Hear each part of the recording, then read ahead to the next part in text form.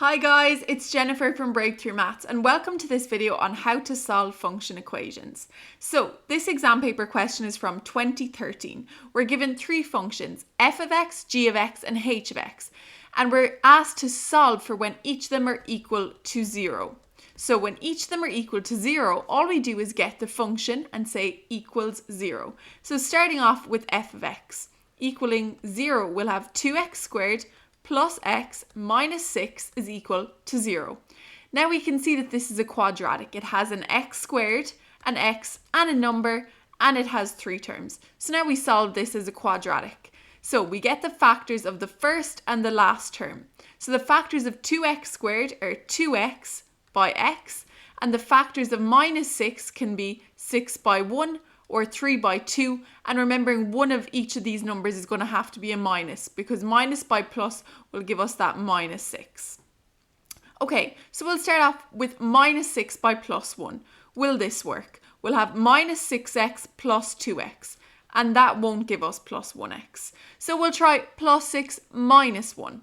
That will give us plus 6x minus 2x. Again, that won't work. So let's move on to 3 and 2. We'll start off by making the 3 minus. So we'll have minus 3x plus 4x, and that'll give us plus 1x, and that's what we want. So we'll go with those factors. So we'll have 2x minus 3, and we'll have x plus 2, all equal to 0. Remembering we have that up above.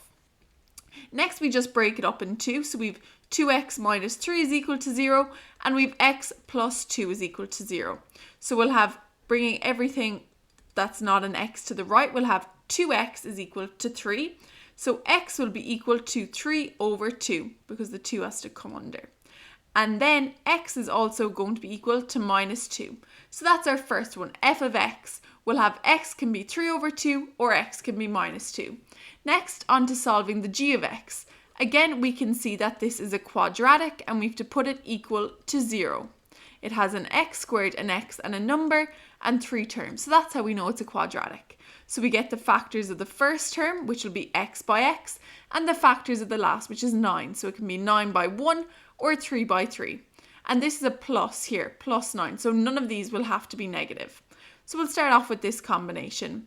1x plus 9x is plus 10x. So that's not going to work. Next, we'll try 3 and 3. So 3x plus 3x will give us 6x. But we see we need minus 6x. But we know minus by minus gives us a plus. So this will change this to minus 6x. So we go with those factors, we put them into brackets. So x minus 3 and x minus 3 equals 0, which both give us the solution x is equal to 3. Okay, on to the last, h of x. So we'll have x squared minus 2x is equal to 0. Now, this looks like it could be a difference of two squares type of factorization, but we can see that x here isn't squared, which means this is just going to be highest common factor.